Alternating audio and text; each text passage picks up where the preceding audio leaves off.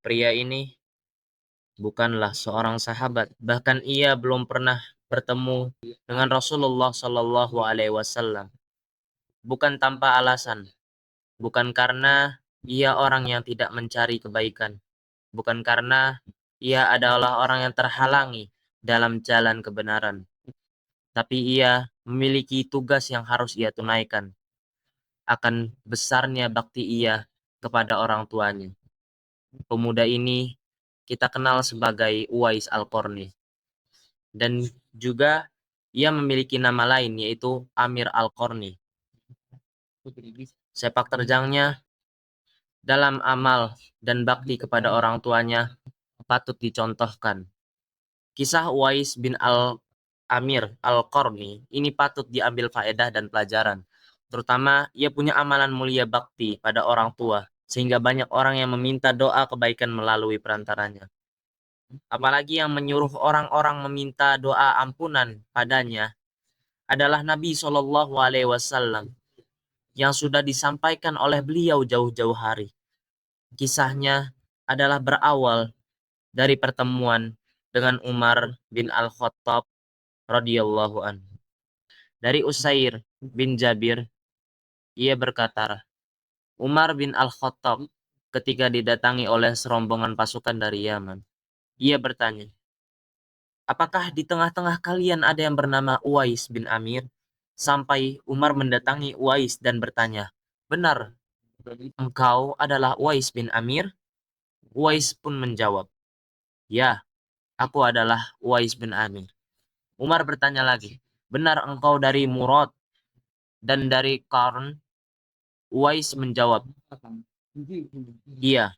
Umar bertanya lagi, benar engkau dahulu memiliki penyakit kulit, lantas sembuh kecuali sebesar 1 dirham?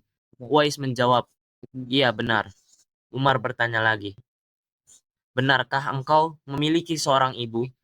Uwais pun menjawab, iya. Umar pun berkata, aku sendiri pernah mendengar Rasulullah Shallallahu Alaihi Wasallam bersabda, nanti akan datang seorang bernama Uwais bin Amir bersama serombongan pasukan dari Yaman. Ia berasal dari Murad, kemudian dari Qarn. Ia memiliki penyakit kulit, kemudian sembuh darinya, kecuali bagian 1 dirham.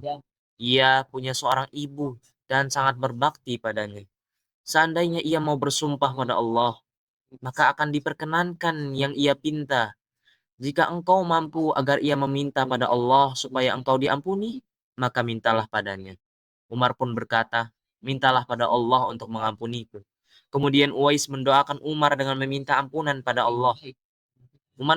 Umar pun bertanya pada Uwais, engkau hendak kemana? Uwais pun berkata, ke Kufah. Umar pun mengatakan pada Uwais, bagaimana jika aku menulis surat kepada penanggung jawab di negeri Kufah, supaya ia membantumu? Uwais menjawab, aku lebih suka menjadi orang yang lemah atau miskin.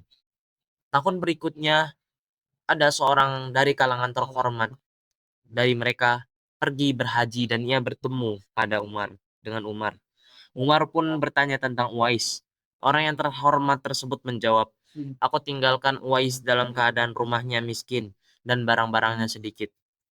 Umar pun mengatakan sabda Rasulullah Shallallahu Alaihi Wasallam, nanti akan datang seorang bernama Uwais bin Amir bersama serombongan pasukan dari Yaman.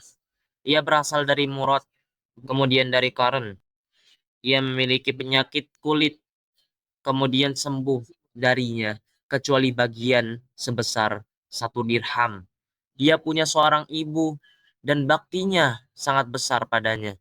Seandainya saja ia mau bersumpah pada Allah, maka akan diperkenankan apa yang ia pinta. Jika engkau mampu agar ia meminta pada Allah supaya engkau diampuni, mintalah padanya.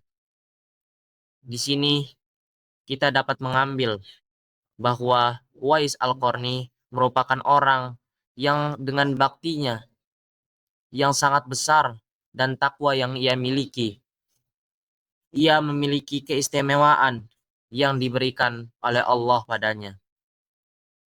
atas bakti yang telah ia korbankan, atas bakti yang telah ia berikan kepada orang tuanya. Rasulullah Shallallahu Alaihi Wasallam menganjurkan kepada setiap orang yang bertemu kepadanya untuk meminta ampunan kepada Allah melewati perantara darinya.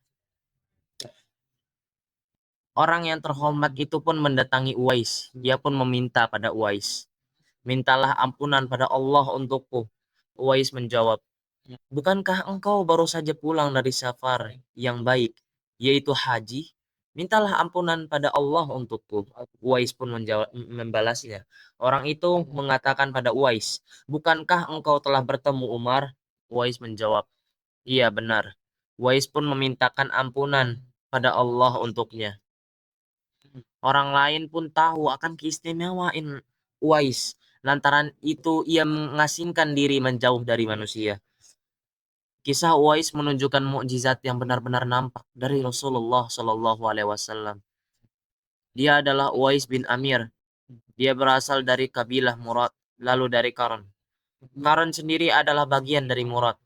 Kita dapat ambil pelajaran seperti yang dikatakan Imam Nawawi, bahwa Uwais adalah orang yang menyembunyikan keadaan dirinya. Rahasia yang ia miliki cukup dirinya lah, dan Allah yang mengetahuinya. Tidak ada sesuatu yang nampak pada orang-orang tentang dia. Itulah yang biasa ditunjukkan orang-orang bijak dan wali Allah yang mulia. Penduduk Kufah ada yang menemui Umar ketika itu. Ada seorang yang meremehkan atau merendahkan Uwais.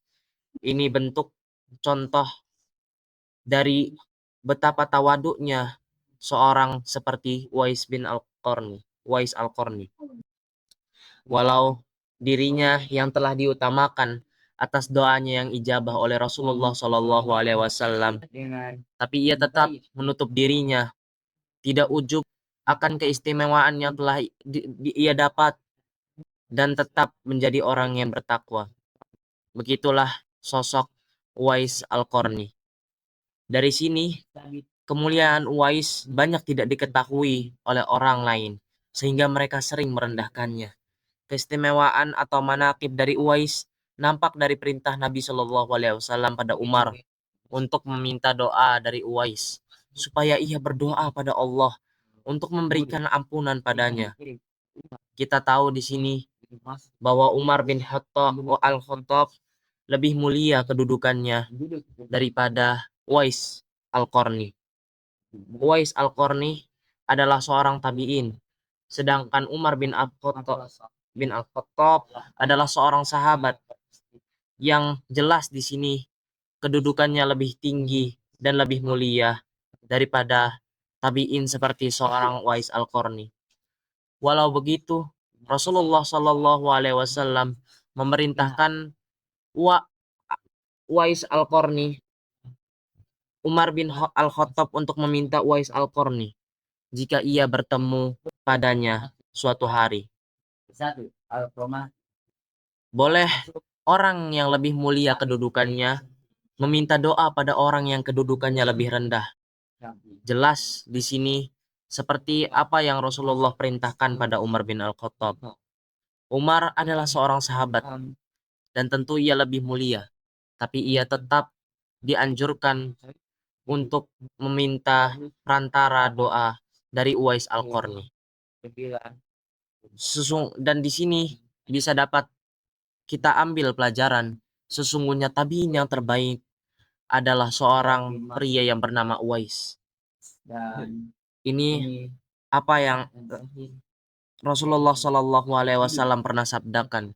Sesungguhnya tabi'in yang terbaik adalah seorang pria yang bernama Uwais. Ia memiliki seorang ibu dan dulunya berpenyakit kulit. Tubuhnya ada putih-putih. Perintahkanlah padanya untuk meminta ampunan untuk kalian. Hadis riwayat Muslim 2542. Secara tegas menunjukkan bahwa Uwais adalah tabi'in yang terbaik. Ada juga yang menyatakan seperti Imam Ahmad dan ulama lainnya bahwa yang terbaik dari kalangan tabi'in adalah Sa'id bin Al-Musayyib. Yang dimaksud yang terbaik adalah dalam hal keunggulannya dalam ilmu syariat. seperti keunggalannya dalam tafsir hadis fikih, dan bukan maksudnya terbaik di sisi Allah, seperti pada Uwais. Penyebutan ini pun termaksud mukjizat dari Nabi Shallallahu Alaihi Wasallam. Menjadi orang yang tidak terkenal atau tidak ternama itu lebih utama. Lihatlah Uwais, dia sampai mengatakan pada Umar, aku menjadi orang-orang lemah itu lebih aku sukai. Maksud perkataan Uwais, lebih senang menjadi orang-orang lemah, menjadi fakir miskin, keadaan yang tidak tenar itu lebih ia sukai. Jadi Uwais lebih suka hidup biasa-biasa saja, dan ia berusaha untuk menyembunyikan keadaan dirinya. Demikian yang dijelaskan oleh Imam Nawawi dalam Syarah Syaqih Muslim. Hadis ini juga menunjukkan keutamaan birrul walidain, yang berbakti pada orang tua, terutama ibu. Berbakti pada orang tua termaksud bentuk qurbat, ibadah yang utama. Keadaan Uwais yang lebih senang tidak tenar menunjukkan akan keutamaan hidup terasing dari orang-orang. Dan pelajaran sifat tawadu yang dicontohkan oleh Umar bin Al-Khattab atas dirinya yang kedudukannya lebih mulia. Doa orang selepas berpergian dari safar. Ini menjadi poin-poin utama dalam kisah yang kita ambil dari perjalanan Uwais Al-Qarni. Itulah profil seorang yang diutamakan doanya, walau ia bukan termaksud sahabat Rasulullah Shallallahu Alaihi Wasallam. Semoga apa yang telah saya sampaikan dapat menjadi manfaat dan pelajaran bagi kita semua. Semoga Allah selalu memberikan kita jalan yang benar, selalu menunjukkan kita jalan yang lurus. Sekian yang dapat Anda sampaikan. Wassalamualaikum warahmatullahi wabarakatuh.